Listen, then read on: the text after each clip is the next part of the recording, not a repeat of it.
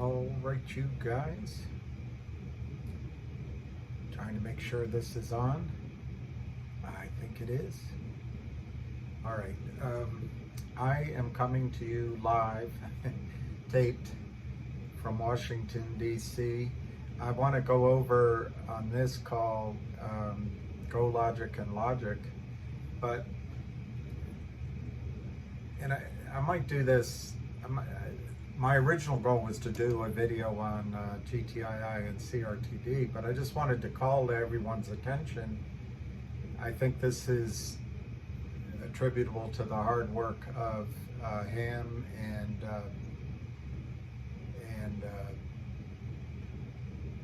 Mr. Hamilton at GNS, but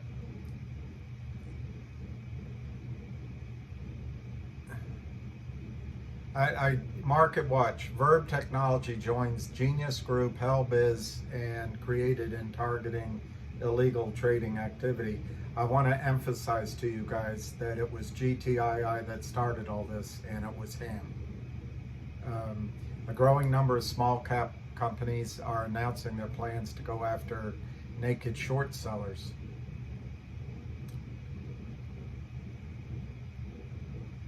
Genius Group got the ball rolling last week. Okay.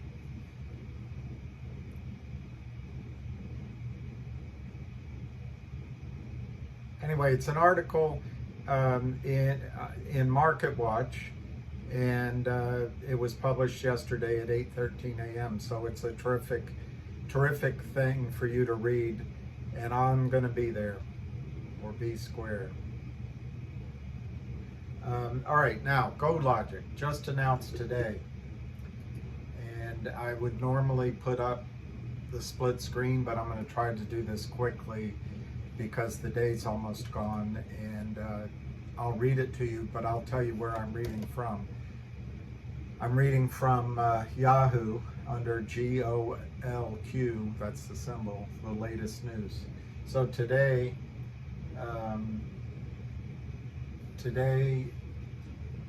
January 26th at 12:30, it was announced GOLQ sees strong benefits between merging with Gamma Ray and with the Nest Egg mergers.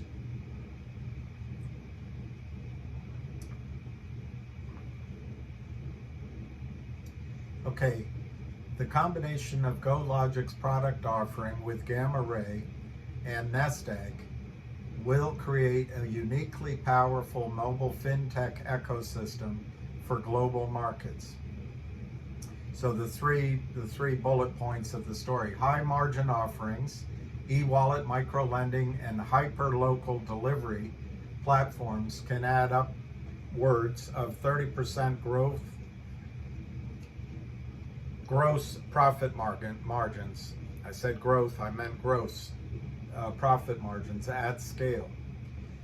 2, leverages market-proven tech Mahindra, Comviva e-wallet, and YABX technology. I'm sure a lot of you guys know that stuff by heart, but those are engines, tools inside of the Fintech software. 2, greater ability to empower millions, and this is exciting, of customers with new financial options and process tens of millions of transactions daily.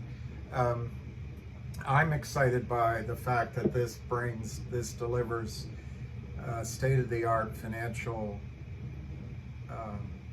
equality, opportunity to a lot of people without having to go through the expensive banking system. Okay, GOLQ, a US-based global provider of fintech and consumer data analytics, recently finalized a definitive share exchange agreement with Gamma Ray, which is a privately held fintech ecosystem. For the new world digital economy. There's such a vocabulary here. But anyway, the thing is, it's fintech. GOLQ plans to issue $320 million in common stock valued at $3 each per share in exchange for 100% of Gamma Ray's outstanding shares. Gamma Ray brings to GOLQ a profitable business with strong cash flow and nearly $800 million in customer assets. That's big. GOLQ recently announced a binding letter of intent to acquire Nasdaq, hence the discussion is of both mergers. The finalization of that agreement is expected within the next week. Nasdaq brings to GOLQ a streamlined mobile solution for discovering, planning, and automating retirement savings with investment products and services offered by its subsidiary Beyond Trade Securities, which may change its name to Nasdaq Securities, which is a FINRA licensed broker-dealer. The synergies created through the combination of Gamma Ray and Nasdaq will enable GOLQ to address the growing multi-billion-dollar market of wealth management for Generation Z and Millennials. This new generation of wealth builders represents the sharing economy, which will be powered by digital banking solutions such as virtual payments, lending and loyalty programs, all of which will now be easily accessible and managed by a single, easy-to-use mobile application on an embedded finance platform. Millennial and Gen Z financial wealth reportedly jumped 25% last year, higher than for Gen X's and baby boomers, and their aggregate assets grew from 2.9 trillion to 3.6 trillion. Bain & Company projects the market for wealth management services to double in size and increase to 500 billion by 2030. Well, this goes a long way to GOLQ having $1 billion under management, which is, I know it's a different metric than what they're talking about here as 500 billion, about being the whole industry. But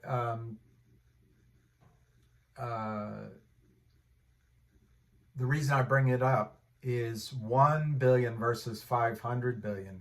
There's a lot of room to grow for GOLQ to make additional acquisitions and just to grow assets under management organically once these mobile systems are up and running. So it's really exciting. GOLQ's existing mobile finance offering is built upon the proven tech Mahindra Comvidia Mobiquity pay platform. I hope it's not contagious, Mobiquity. Or maybe you want it to be contagious and it'll catch fire. That currently serves more than 130 million customers in more than 45 countries. That's incredible.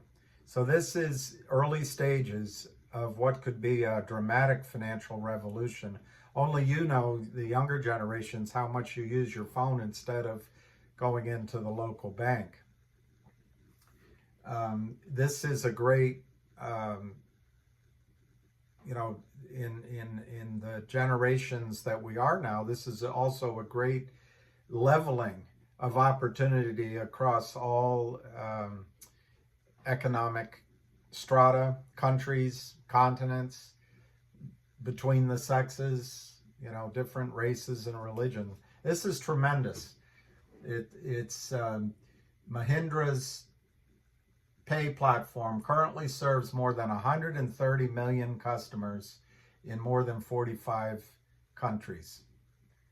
Really exciting. And imagine the growth that you could have. GOLQ's micro lending app is powered by the tech Mahindra YABX platform, which allows it to offer micro and small consumer loans. It's fantastic. agent loans, handset loans, and airtime credits to customers in emerging markets. This is going to revolutionize standards of livings around the world, and it helps the economies grow, and it helps earnings grow for GOLQ. GOLQ's hyper-local delivery platform was built in-house over a 2-year period. Test markets in Jakarta, India, Indonesia, and more than 150,000 customers generated 15,000 deliveries per day. In February of 2020, a pilot program was also run with C, and that's a New York Stock Exchange traded company, SE, involving shared deliveries in the Central District of Jakarta. GOLQ anticipates the straightforward integration of its e-wallet and a micro-lending platform with Nest Egg's customer base, that's synergies, to create a strong cash-flowing business. Given recent GOLQ initiatives in Southeast Asia, young population, booming economy, right next door to China, next door to the growth in all of Asia and the Middle East of a burgeoning middle class.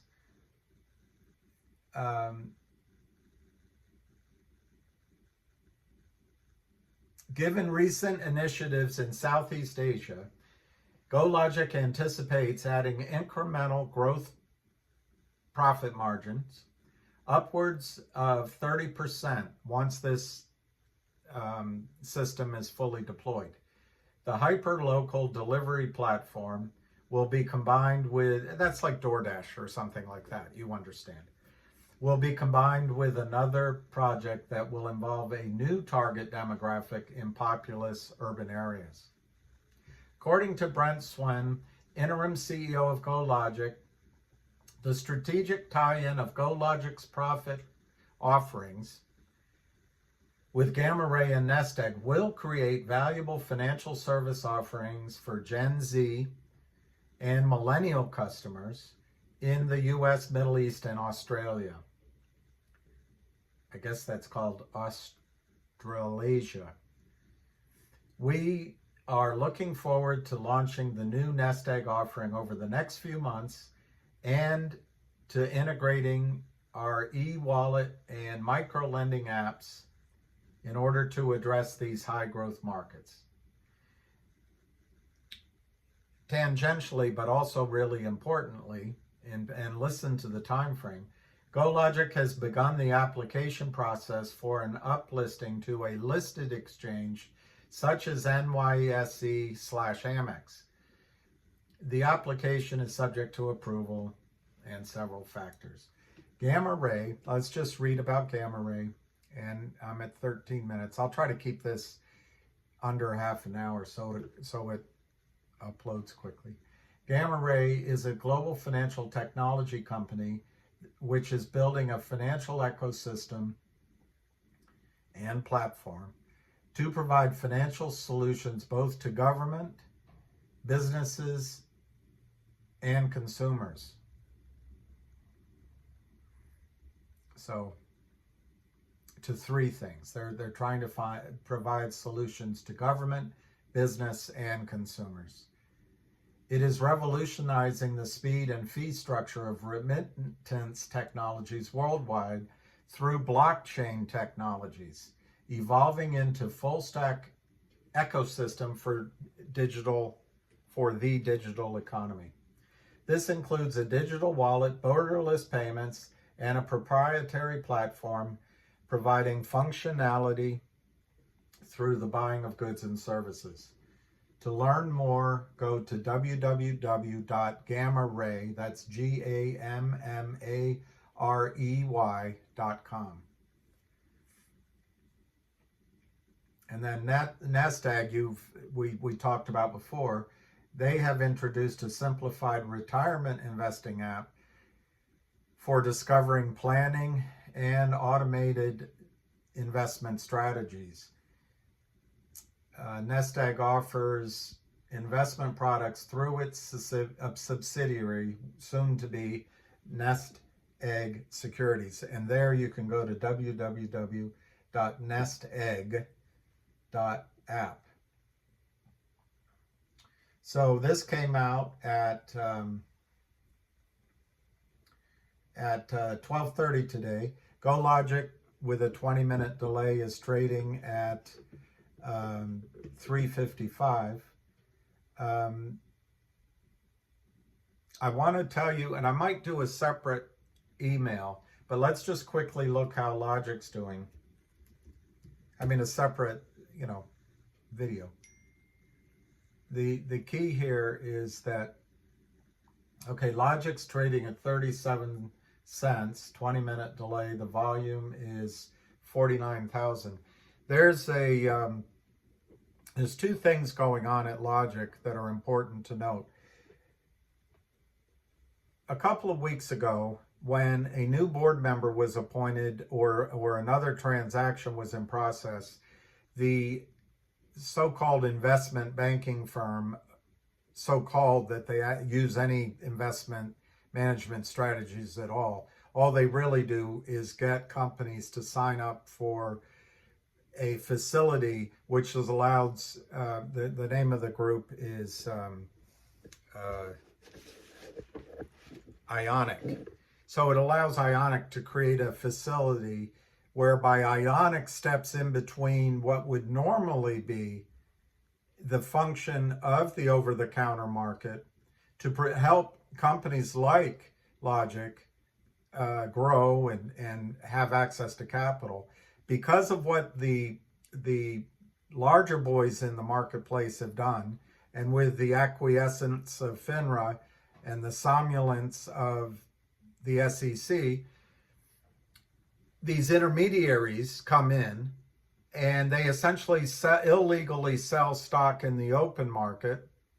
I'm not sure Ionic did that, but I'm pretty confident that other groups we've followed have done it. But once Logic signed a deal with Ionic, the stock price was driven down by Ionic or people it knew down to 25 cents, so it could trigger an additional slug of stock being awarded to Ionic for all their risk. Well, they created the risk. Ionic created the risk on the way down. Of course, it's hidden behind lawyers and it's hidden behind LLCs and a lot of nods and winks. But they drove the price of Logic downward, and they did qualify for the extra slug of stock, newly issued stock from Logic. Well, I think Ionic is slightly different than these other groups of criminals, that Ionic actually only is going to sell what they were awarded. They're not in the business, apparently, of destroying companies by selling non-existent shares.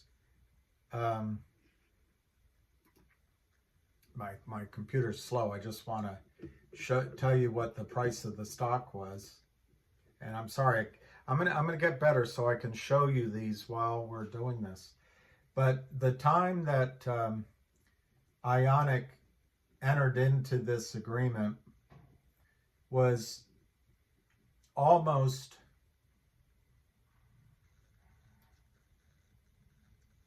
about a year ago, and the stock price certainly was above $1.25. It might have been as high as $2 when they started talking. But this gives Ionic an opportunity to sell shares in, on the come, so to speak, fail to deliver, provide that money as if it were really money out of their own investors' pockets to Logic, and then they exercise the contract, which has this, and I forget the strike price of the when the money was provided to Logic. But again, Ionic is selling shares at in my judgment, at higher prices, bringing it down so that when they enter into the trade, they get a lower price. But also, they're just giving Logic's own money that Ionic sold, because the company can't do that without running afoul of the SEC and being thrown in prison. But the way Gary Gensler has it set up for all of Wall Street, these little intermediaries can come in like ticks and parasites and suck off the system doing this kind of thing and pretend they're providing a service. I suppose in a way they are, because, you know, much like a drug dealer provides a service to people that are hooked on drugs. Anyway,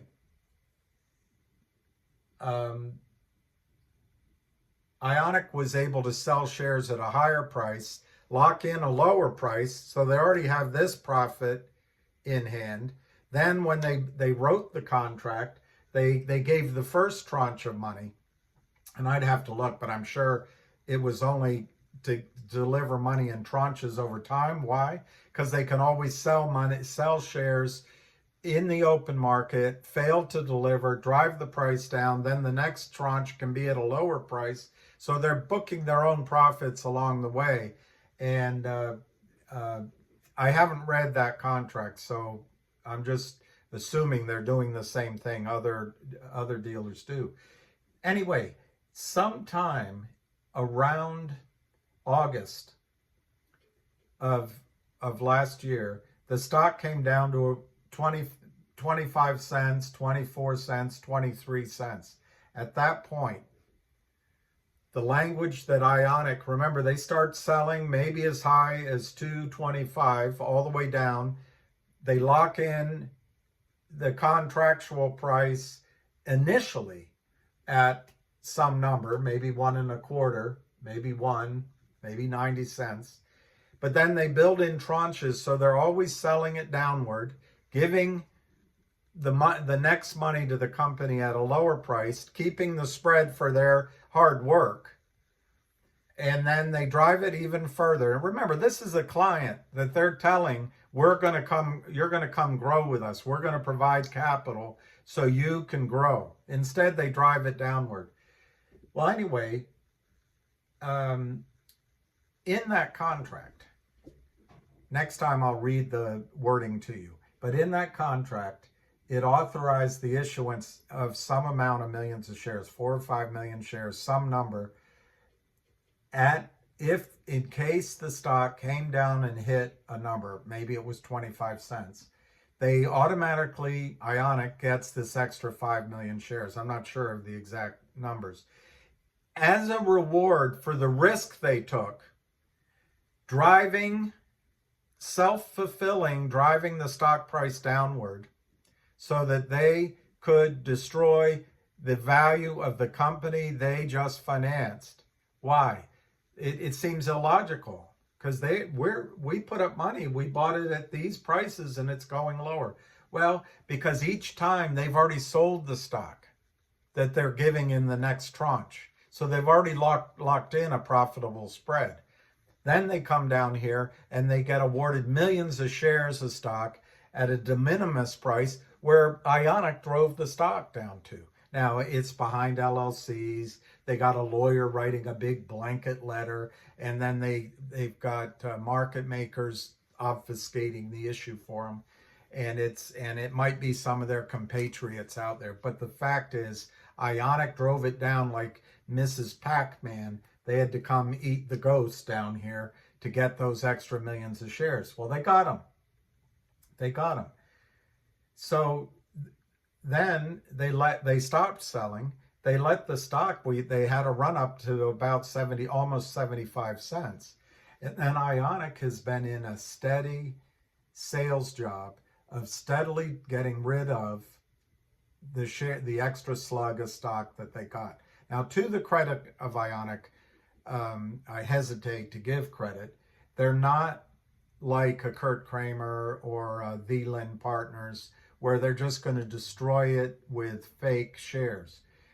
Their so-called business model is to sell that slug of shares, which they got at 25 cents, So anytime they're getting 37, 38, 40, by the way, they might have gotten the slug at 20 cents. I don't know what, next time I'll look it up. I apologize. I don't want to take the time right now. I want to give you the concept. So they're basically doubling their money, but they're doing it in a steady Eddie way. Well, right at the end of the year, they were prohibited from selling because of their knowledge of a pending announcement. So again, to be fair to Ionic, they seem to have some integrity in certain areas that some of these other naked short sellers don't. Well, over that 1, 2, 3, 4, maybe 4-day period, the stock went as high as around 80 cents, and it stayed up there, and then it came down to 60-ish, came down to 50, went to 52 around that. And once once the news announcement was made, Ionic was able to continue selling, and now we're back down in this long horizontal of around 37, 38 cents. Now, the positive is two positives. One, it shows what happens when Ionic stops selling. Okay, it wants to go up. Two, a lot. 80 cents is just the starting point. I think you could see the stock back at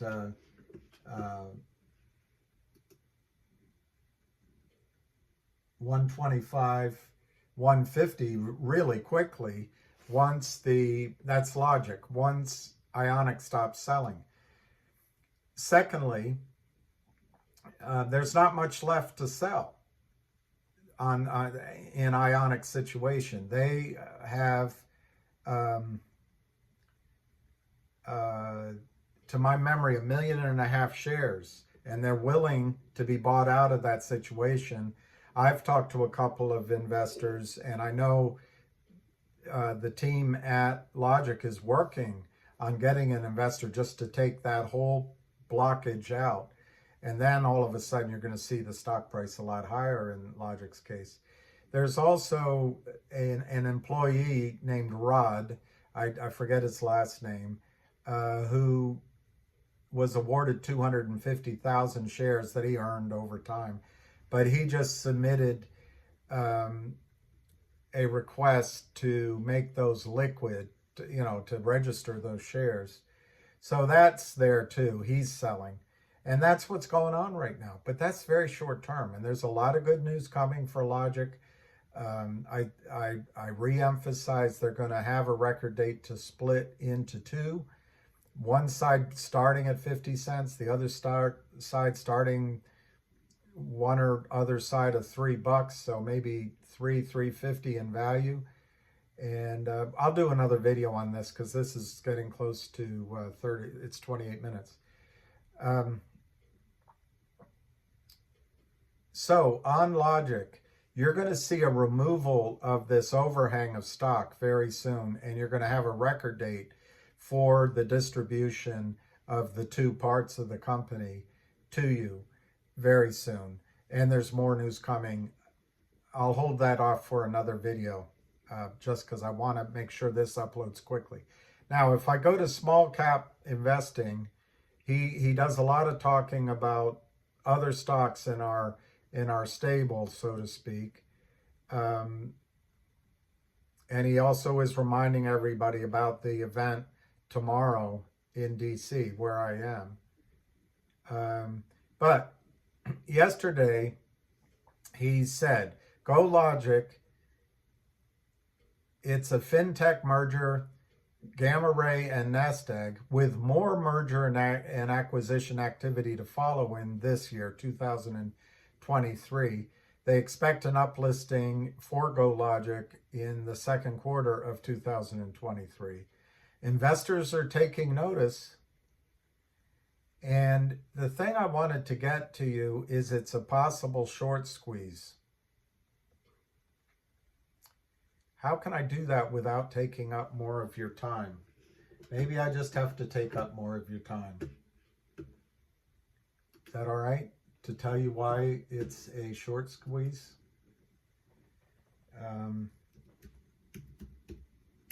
Let me just do that. If I can beg 5 minutes of you. There's an investor who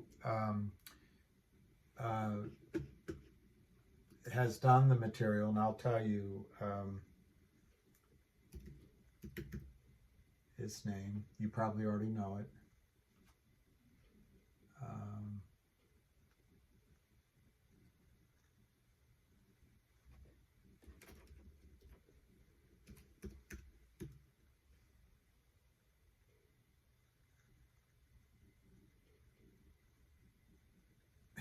Sorry, taking a minute just to find it. Everything is slow on my end. Let's see what comes up. Okay, I'm reading this first on the logic selling. I can tell you.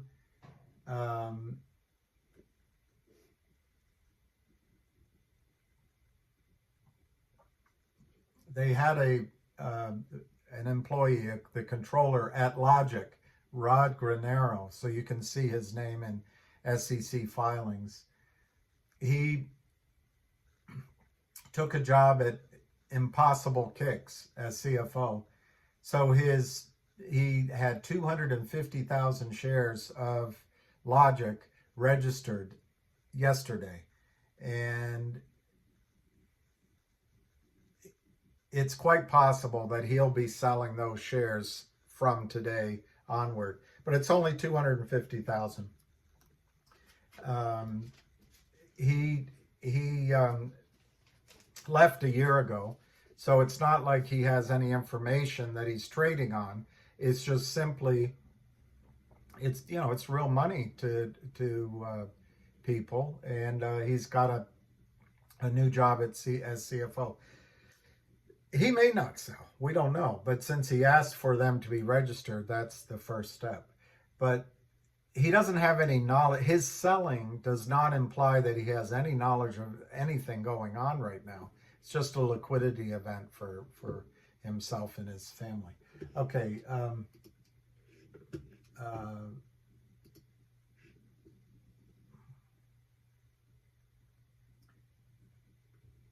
There was a little bit of an update yesterday. As you know, this is GOLQ. The stock traded up 61 cents yesterday on to close at 370 and on volume of 25,589, and 90% of that was sold short. 90% of that was sold short. In the last 3 trading sessions, GOLQ has risen almost $2, $1.70. 87% of those shares, 50,000 shares traded, were sold short.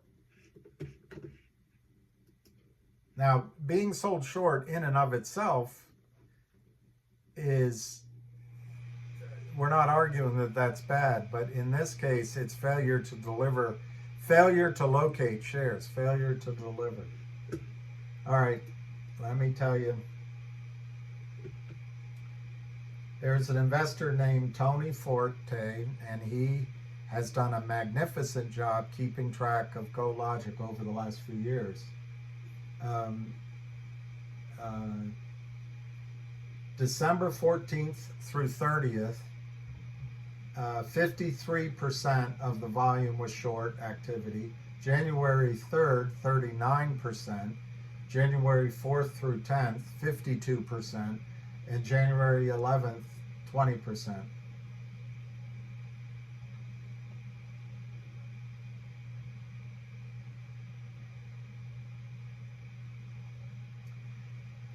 I'm not sure he's right about this. He says that INTL, the market maker INTL, isn't a market maker one would expect to do a lot of short selling.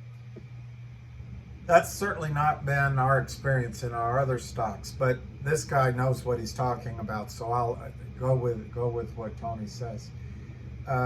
He does believe, however, there could be a short position of approximately 20,000 shares in GOLQ. That sounds small, but there's not very many shares in the free float of GOLQ right now.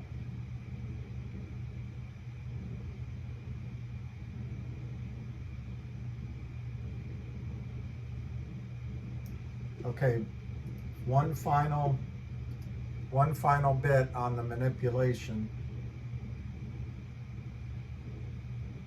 Okay, this comes from Tony Fort. I'm going to basically go through his analysis, and this was dated January 12th. So it's old, but it's important to follow.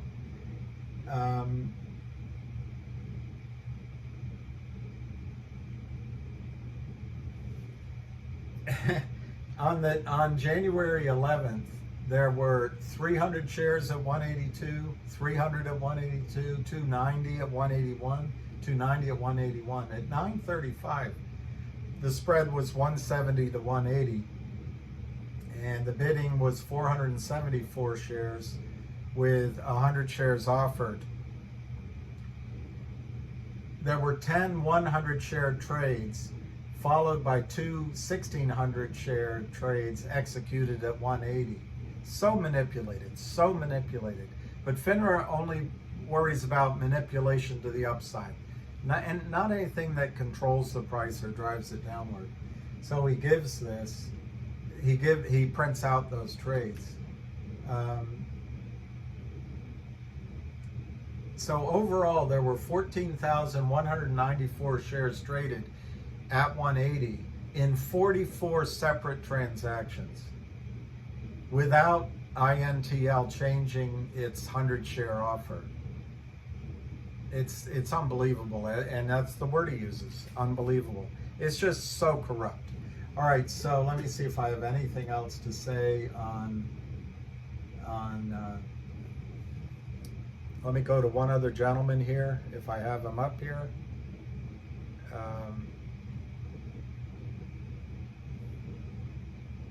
There he is. Chris Lecoisier is had some follow-up. Okay, he put up a report on Twitter from Tony Forte that I just read to you from my email. But this is today. The market for GOLQ was 350 to 355, 200 by 200. He was bidding 200, and Citadel, it's a crappy market maker. It's not actually, which I think Citadel owns, but it's not like it's, it's the fund, Citadel fund, was the offer. Another friend of his placed an order to buy 1,000 shares at 355. His order was executed. So Tony raised his bid to 355 and the order was executed. Jack placed another order to buy 700 at 355. The order was executed. The current market is 3 by 355, 6,400 to buy at $3 and 200 to sell at 355. Citadel is still offering 200 shares. So that whole thing I just read to you, the bid to ask, Citadel, the crappy market maker, the front for fraud, offering 200 shares. They did all this trading of 2,000 shares, but they never changed the number. And then the volume, the amount offered is still 200 shares. So, oh, and he's a former head of Amex Trading Analysis. That's who Tony is. So he knows what he's talking about, not me. Okay, this is what I wanted to read you from Chris on GOLQ. It's a low float $2.60 stock. It could move to above $10 with news. This is what Chris is saying.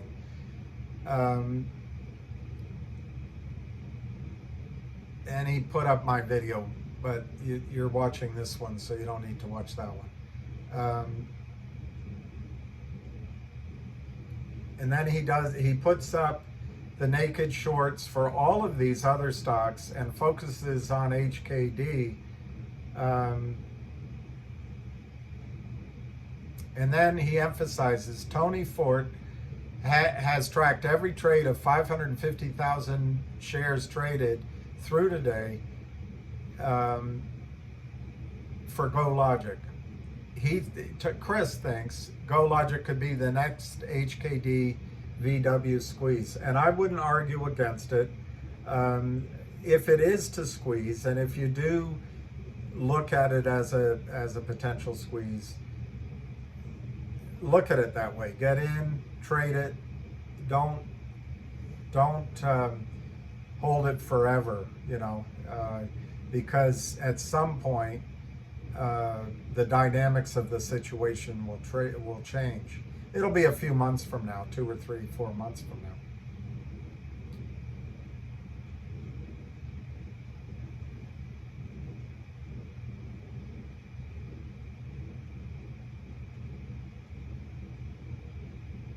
Okay, then he puts up the story about tomorrow at the SEC.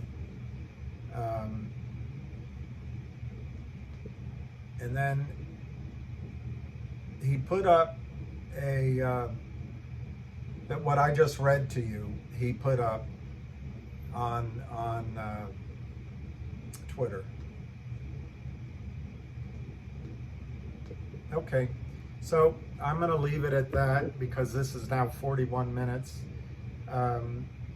My point to you is, I guess, 3 things. One, if you're around, come tomorrow in DC. I'll be there. Others will be there. Mr. Hamilton, Jeremy Frommer, the Marine, many members of the GTII Army, and I think it should be pretty good. I may go do, yesterday was just 2 days in a row, horrible weather. But I may go do a short video explaining to you guys how to use a Metro machine and where to walk around. Just go to Union Station by Metro or take a taxi to Union Station. The SEC is à côté. It's kind of buried down beside it. Anyway, maybe I'll do a video on that. Secondly, great news today on GOLQ. They're building their company. I believe as a long-term investment, it becomes a billion-dollar company.